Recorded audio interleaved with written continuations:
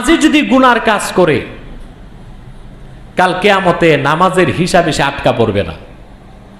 বেনামাজির একটা ডায়লগ দেয়, দুইটা ডায়লগ। নামাজি যদি গুনার কাজ করে কাল কিয়ামতে নামাজের হিসাবে সে আটকা পড়বে না। বেনামাজির একটা ডায়লগ দেয়, দুইটা ডায়লগ দেয়।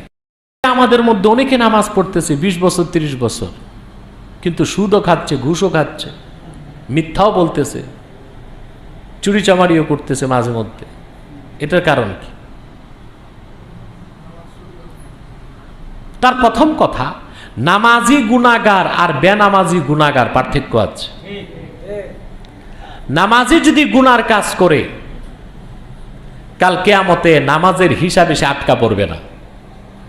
বেনামাজির একটা ডায়লগ দেয়, দুইটা ডায়লগ দেয়। একটা ডায়লগ, নামাজ পড়ি না তাতে কি ঈমান আছে। আরেকটা ডায়লগ দেয়, নামাজ পড়ে কি হবে, আরেকজনকে দেখায়। উনি যে নামাজ পড়তেছে 30 বছর যাবত, উনি তো গুনাহ ছাড়লো না। উনি গুনাহ ছাড়ে নাই, সেটার হিসাব তিনি দিবেন, কিন্তু তার নামাজের হিসাব হবে না। মনে রাখবেন, নামাজ যদি এক ওয়াক্ত কবুল না হয়, আপনি নামাজ পড়ে যান, কাল কিয়ামতে নামাজের জন্য আল্লাহ শাস্তি দিবেন না। নামাজ তিনি গ্রহণ করবেন না কি করবেন না, সেটা আল্লাহ পাকের ইখতিয়ার। কিন্তু নামাজ যদি আপনি পড়েন, আপনাকে আল্লাহ পাক শাস্তির আওতায় আনবেন না। আর যদি নামাজ কবুল হয়ে যায়, বিনা আযাবে প্রথম চান্সে জান্নাত পাবে। আবার বলছি, আপনার যদি এক ওয়াক্ত নামাজও কবুল না হয়, নামাজের হিসাবে আল্লাহ আপনাকে শাস্তি দিবেন না। এটা আল্লাহর ওয়াদা। কবুল যদি নাও হয়, অন্য গুনাহ করছেন, তওবা করেন না, ওটা শাস্তি পাবেন। কথা বুঝতে পারছেন? গণিতে যে ছাত্র ফেল করে, বাকি সব সাবজেক্ট ঠিক আছে, তার প্রমোশনের সম্ভাবনা নাই, ঠিক কিনা? কিন্তু অন্যান্য সাবজেক্টগুলো ঠিক আছে, পাস করছে, কম্পালসারি সাবজেক্ট একটু ফেল করছে, তাকে প্রমোশন দেবার সম্ভাবনা থাকে, সুযোগ থাকে।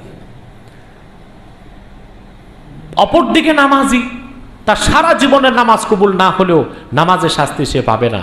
আর বেনামাজি যদি পাহাড় সমান ইবাদত বন্দিগি রেখে যায়, করে যায়, নামাজ নাই, প্রথম চান্সেই তার নাজাত বন্ধ হয়ে যাবে। তো বেনামাজির এই কথাটা বলে থাকে যে নামাজ পড়ে কি হবে, উনিও তো নামাজ পড়তেছে, বলে না? কিন্তু আমরা যদি নামাজ পড়ি, পরকালে মুক্তিও পাবো, আর নামাজ যদি কবুল হয়, জান্নাতে সুউচ্চ মাকাম পাবো। কিন্তু আমরা নামাজ পড়ি, যখন দেখবেন কোনো ব্যক্তি নামাজ পড়ে আর তার গুনাহের প্রবণতা কমতেছে, বুঝতে হবে তার নামাজ কবুল হচ্ছে। আর নামাজও পড়তেছে, আনুপাতিক হারে গুনাহও করতেছে, তাহলে বুঝতে হবে সে নামাজ আদায় করতেছে, কবুল হচ্ছে না। কথা বুঝেন না? নামাজ যদি কবুল হয়ে যায়, প্রথম চান্সে বিনা আযাবে আল্লাহ পাক জান্নাত দিবেন। এখন আমাদের নামাজের দ্বারা আমরা কাঙ্ক্ষিত ফলাফল পাচ্ছি না কেন? নামাজ দুই প্রকার। কয় প্রকার? একটি হলো সালাতে মুতাআদ্দি, আরেকটি হলো সালাতে লাজিম। সালাতে মুতাআদ্দি এমন নামাজ, যেই নামাজির নামাজ তাকেও গুনাহ থেকে বাঁচায়, তার পরিবেশকেও গুনাহ থেকে বাঁচায়, তার প্রতিবেশীকেও গুনাহ থেকে বাঁচায়। আল্লাহর নবীগণ এইরকম নামাজ পড়তেন। সূরা হুদে আল্লাহ পাক ইরশাদ করেছেন, হযরত শুআয়ব আলাইহিস সালাম, আল্লাহ তাকে প্রেরণ করেছিলেন মাদিয়ানবাসীদের কাছে। কাদের কাছে? তিনি মাদিয়ানবাসীকে আল্লাহর পক্ষ থেকে দাওয়াত দিয়েছেন। আল্লাহ পাক বলেন, ওয়া ইলা মাদিয়ানা আখাহুম শুআইবা, মাদিয়ানবাসীর নিকট প্রেরণ করা হয়েছে তাদের ভাই শুআয়বকে। কাকে?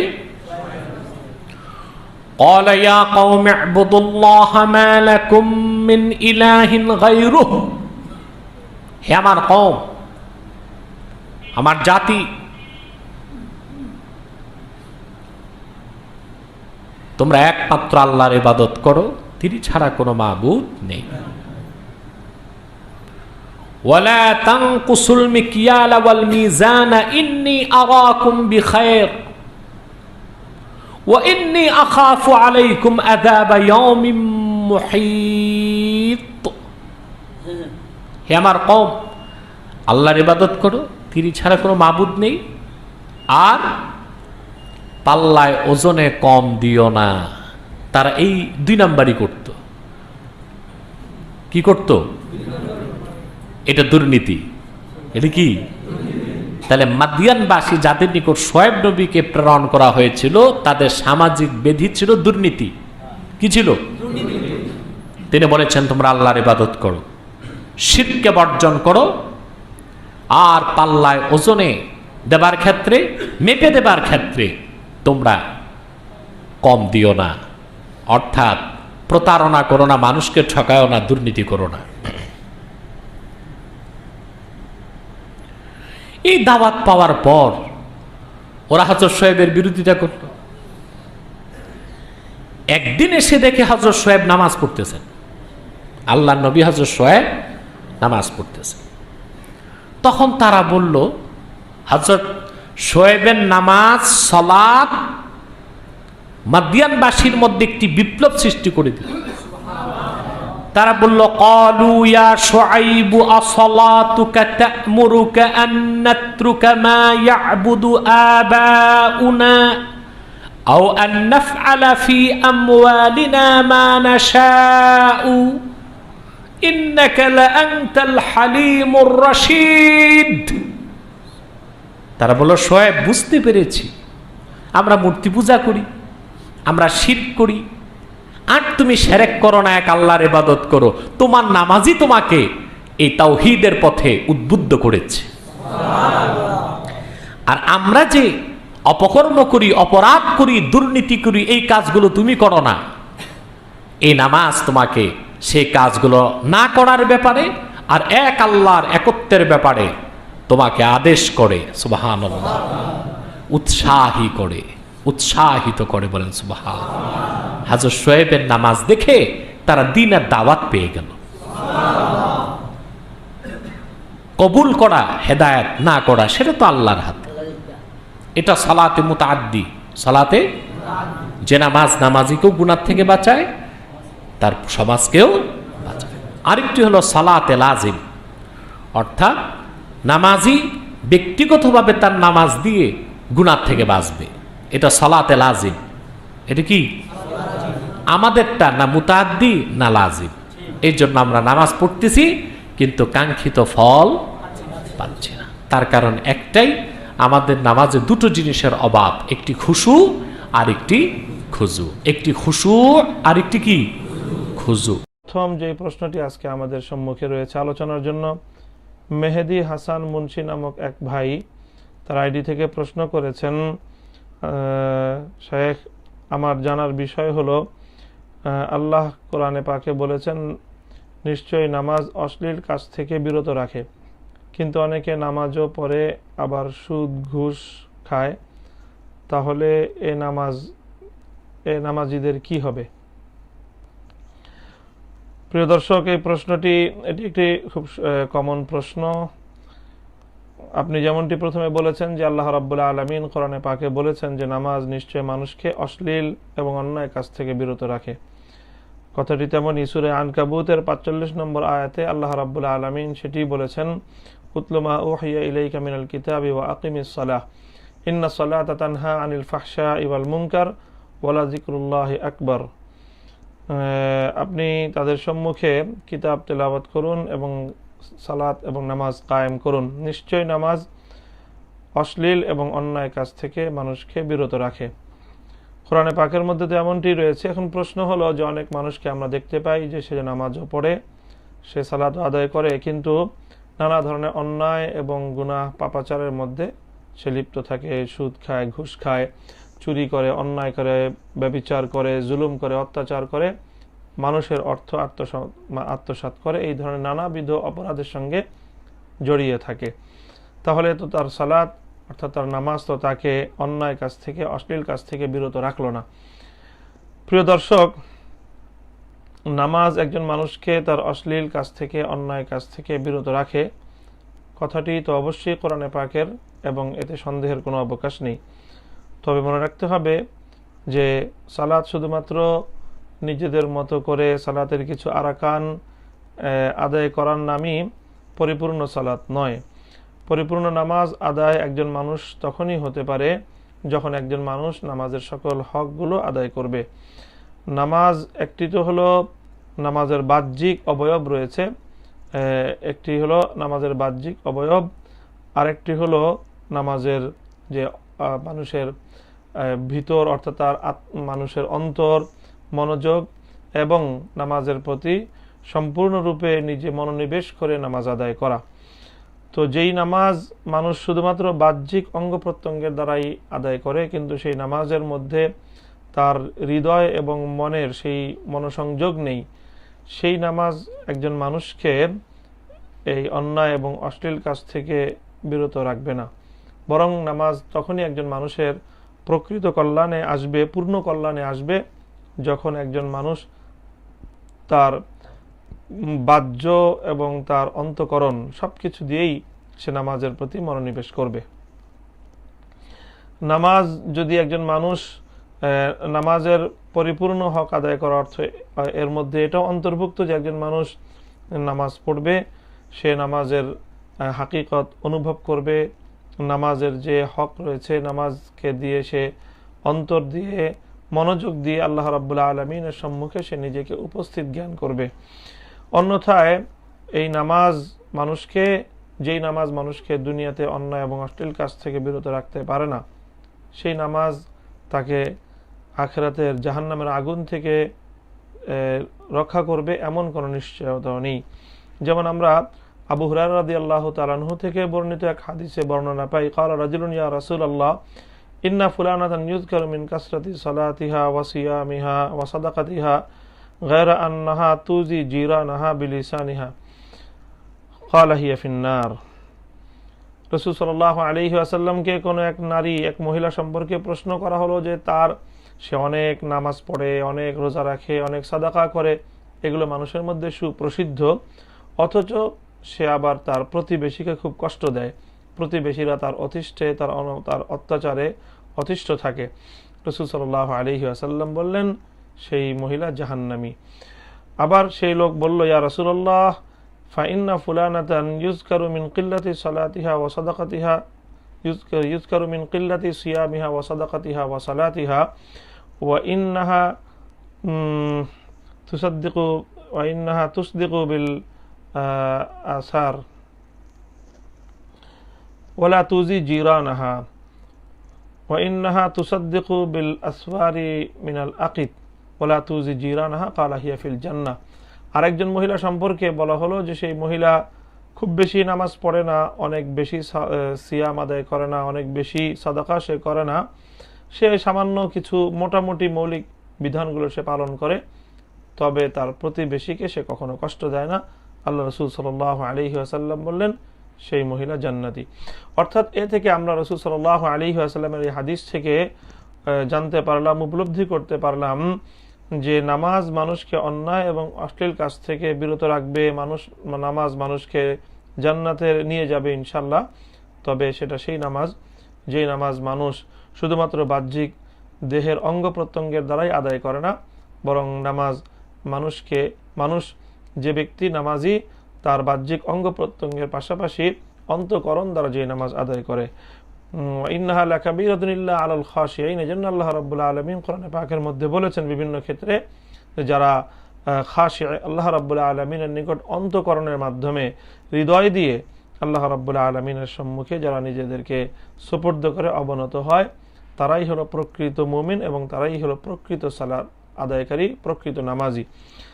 অর্থাৎ আমাদের নামাজ আমাদেরকে অনেক সময় অন্যায় অশ্লীল কাজ থেকে বিরত রাখতে পারে না। এর কারণ এটা যে আসলে আমাদের নামাজগুলো খুবই ত্রুটিপূর্ণ হয়।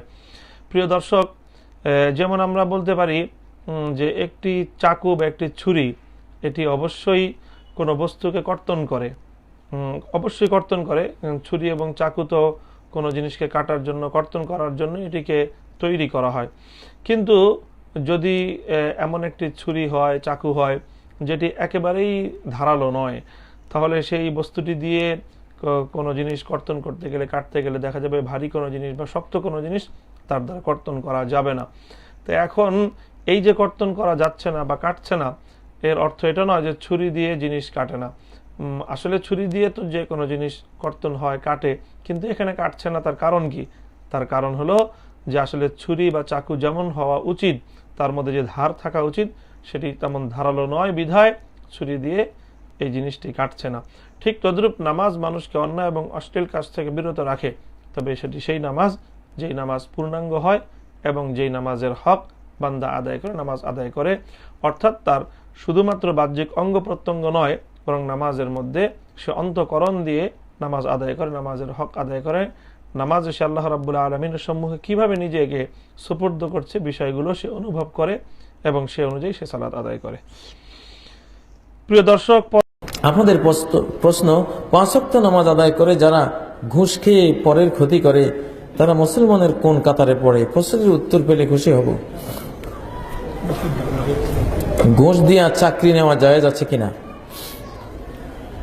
আসলে মসজিদে গিয়ে যে আমরা 5 ওয়াক্ত সালাত পড়ি, আল্লাহু আকবার বলে আল্লাহর সামনে করজোড়ে দাঁড়াই, এটা আল্লাহর রহমত চাওয়ার জন্য আসছে। মসজিদ মুমিন বাইরে থাকে ফজলুল্লাহর অধীনে, মসজিদের ভিতরে থাকে রহমতুল্লাহর অধীনে। মসজিদে ঢুকতে সে বলে আল্লাহুম্মা ইফতাহলি আবওয়াব রাহমাতিক।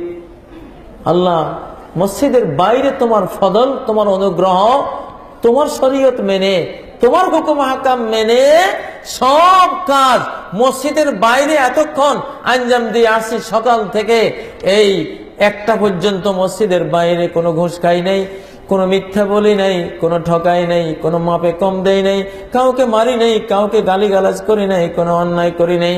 এখন তোমার দিন পালন করে মসজিদে ঢুকছি, কিছু রহমত দাও আমারে। এইটা হলো 2 ইবাদতের কম্বিনেশন। একটা হলো ইবাদত তাআমুলিয়া, আচরণগত ইবাদত, বাইরের দুনিয়ার ইবাদত, পারিবারিক ইবাদত, ব্যবসায়িক ইবাদত, অফিস আদালতে ইবাদত, কৃষি ক্ষেত্রে ইবাদত, সব ক্ষেত্রে ইবাদত পূর্ণ করে মসজিদে গিয়া সামারিটা জানাচ্ছেন যে আল্লাহ তাআলা বাইরে আপনাকে পালন করে আসছি, এখন আপনি আমাকে একটু দয়া করেন। এখন যদি এমন হয় বাইরে সব পয়েন্টে আল্লাহ নাফরমানি করে আসেন,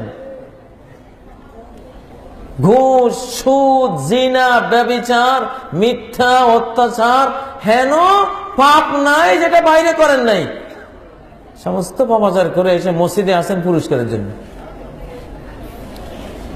অন্যায় করে, অত্যাচার করে, হুকুম লঙ্ঘন করে, পাপাচার করে পুরস্কার পাওয়া যায়?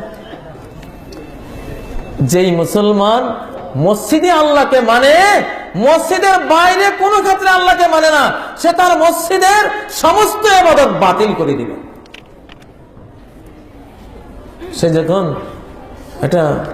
একটা হাদিস আছে ইবনে মাজাহ, সহিহ হাদিস, যে কিয়ামতের ময়দানে পাহাড় সমান পুণ্য কর্ম নিয়ে আসবে। কামসালিতিহা জিবালিতিহা মাতাবিদান, মক্কা মদিনার সাদা পর্বতের মতো বিশাল বিশাল পুণ্য নিয়ে আসবে। ফায়াজআলুহাল্লাহু আযজা ওয়া জাল্লা হাবাআন মানসুরা, আল্লাহ তাআলা এই পুণ্যগুলিকে ধূলিকণার মতো উড়িয়ে দিবেন। সাহাবান রাদিয়াল্লাহু আনহু প্রশ্ন করলেন, মান হুম ইয়া রাসূলুল্লাহ, সিফহুম লানা জাল্লিহিম লানা, তারা কারা হে আল্লাহর রাসূল, একটু ক্লিয়ার করে আমাদেরকে জানান, যাতে করে আমরা তাদের কাতারে না পড়ে যাই।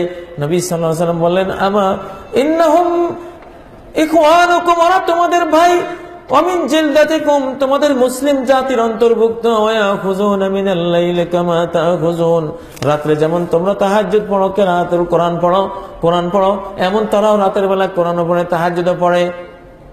কিন্তু তাদের দোষ হলো কি, ওয়ালাকিন্নাহুম ইযা খালাউ বিমাহারিমিল্লাহ ইনতাহাকুহা, কিন্তু যখনই আল্লাহর কোনো হারাম তাদের সামনে আসে, লোভ সামলাইতে পারে না, হারামটা তারা কইরা বসে।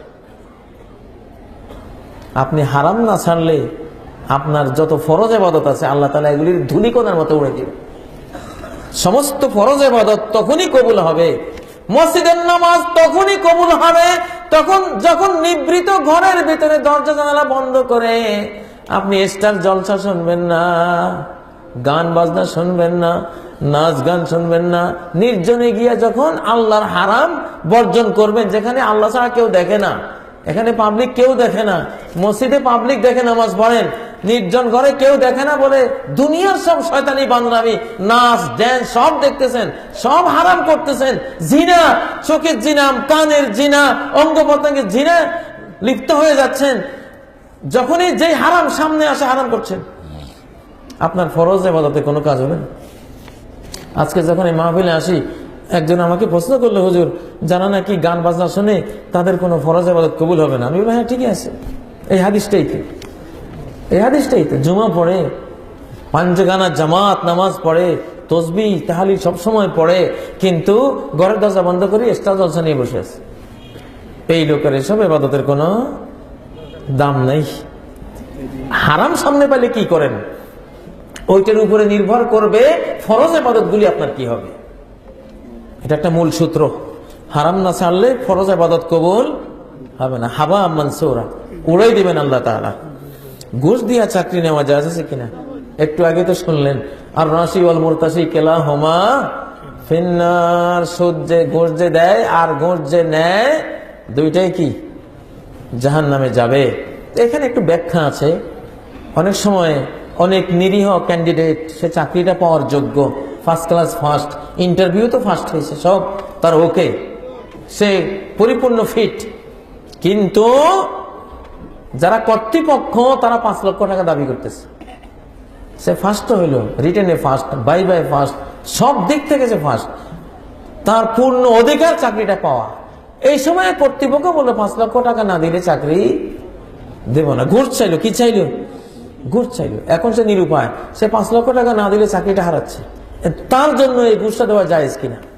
ওলামায়ে কেরাম বলেছেন, যেহেতু সে ঘুষ দিয়ে কোনো অন্যায় অধিকার নিচ্ছে না, অন্য কারো অধিকার আত্মসাৎ করছে না, তারই অধিকারটা যেটা তার বিনা পয়সায় পাওনা হয়ে আছে, কর্তৃপক্ষের উপরে ফরজ হয়ে আছে তাকে তার অধিকার চাকরিটা দিয়ে দেওয়া, কিন্তু তারা জুলুম করে তার কাছে টাকা চাচ্ছে। এই সময় যদি সে 5 লক্ষ টাকা দেয়, তার গুনাহ হবে না। গুনাহ হবে কাদের? যারা নিয়েছে তাদের। আর যদি এই লোকটা পাস করে নাই, সে 3-4 নম্বরে তার রেজাল্ট, কিন্তু সে 5 লক্ষ টাকা দিয়ে 1 নম্বর যা রেজাল্ট হয়েছে তার ফলাফলটা সে, তার চাকরিটা সে যদি নেওয়ার জন্য 5 লক্ষ টাকা ঘুষ দেয়, তাহলে এই ঘুষ দাতাও জাহান্নামী, আর যে ঘুষ গ্রহীতা সেও কি জাহান্নামী। এটা ওলামায়ে কেরাম এবার তাফসীরটা করেছেন। যাই হোক, তারপরেও যথাসাধ্য চেষ্টা করতে হবে যাতে 1 টাকাও ঘুষ দিতে না হয়। একেবারে আর কোনো উপায় নাই, নিরুপায়, ঘরে অনাহারে থাকতেছে, আমারও কোনো উপায় নেই, চাকরিটা না হলে আমার বিশাল সমস্যা, আমি ফার্স্ট, আমি পাওনাদার, এখন জালিমরা জুলুম করে টাকা চাচ্ছে, দিবেন? দিয়ে দেন, চাকরিটা নেন, কিন্তু আল্লাহর কাছে বলবেন নিবৃত্তি, আল্লাহ তুমি মাফ করে দিও, আমার হকটা তারা অন্যায় করে আমার থেকে টাকা নিয়েছে, আমি কারো হক আমি নেই, কারো হক নষ্ট করি না টাকা দিয়া, তুমি আমাকে ক্ষমা করে দিও। আশা করি আল্লাহ আপনাকে ক্ষমা করবেন, গুনাহটা তাদের উপরে যাবে। কারণ গোটা দেশ তো এরকম করে ফেলছে, এখন চরিত্র নষ্ট হয়ে গেছে না আমাদের, টাকা ছাড়া কোনো চাকরি নাই। যতই ক্যান্ডিডেট ফার্স্ট হোক, সব দিক থেকে ফার্স্ট হোক, তারপরে টাকা ছাড়া চাকরি হয় না। তো এই জন্যই ওলামায়ে কেরামের তাফসীরটা আমরা সামনে নিয়ে আসি। ইব্রাহিম মিমি আপনি লিখেছেন, এক ব্যক্তি নামাজ পড়ে কিন্তু সুদ খায়, তার নামাজ হবে কিনা? দেখুন, নামাজ পড়ার পর আবার যদি কেউ সুদের কারবারের সাথে জড়িত থাকেন, তাহলে তিনি অবশ্যই গুনাহে লিপ্ত, এবং যেই ইবাদতের পাশাপাশি বা দোয়ার পাশাপাশি মানুষ গুনাহে লিপ্ত হয়, বিশেষ করে হারাম উপার্জনে লিপ্ত হয়, সে ইবাদত তাকে কতটা আল্লাহর কাছে প্রিয়পাত্র করবে, তার কতটা উপকারে আসবে, সেটা প্রশ্ন সাপেক্ষ বিষয়। তবে দোয়ার ক্ষেত্রে স্পেসিফিক বলা আছে যে হারাম উপার্জনকারী, হারাম ভক্ষণকারী, তার দোয়া আল্লাহ তাআলা কবুল করবেন না। আর নামাজও কিন্তু এক প্রকারের দোয়া, সেই অর্থে নামাজটাও আল্লাহর কাছে কবুল হওয়ার সুদূর পরাহত। অতএব তার উচিত হলো সুদের কাছ থেকে সরে আসা। তবে এর মানে এই না যে তিনি নামাজ ছেড়ে দিবেন। তিনি নামাজ পড়বেন, দায় মুক্তির জন্য তাকে নামাজ পড়তেই হবে। আল্লাহ সুবহানাহু ওয়া তাআলার কাছে অ্যাকসেপ্টেবল হবে কিনা সেটা তো ভিন্ন বিষয়। কবুল দুই প্রকার, একটা হলো যে নামাজ বা যে কোনো ইবাদত সঠিকভাবে করা, আল্লাহর কাছে সেটা দায় মুক্তির জন্য গ্রহণযোগ্য হওয়া। আরেকটা হলো আল্লাহ সুবহানাহু ওয়া তাআলার কাছে এইটার জন্য আপনি রিওয়ার্ড পাওয়া। এই দ্বিতীয় প্রকার কবুল এখানে হওয়ার সম্ভাবনা ক্ষীণ, তবে দায়মুক্ত আপনি হয়তো হয়ে যাবেন। এজন্য নামাজ অব্যাহত রাখতে হবে, কিন্তু এই নামাজ তাকে আল্লাহ সন্তুষ্টি এনে দেওয়া বা নামাজের মাধ্যমে যে দোয়া করা হয়, দোয়া কবুল হওয়ার সম্ভাবনা সুদূর পরাহত। এজন্য তার সুদের কারবার থেকে বেরিয়ে আসতে হবে।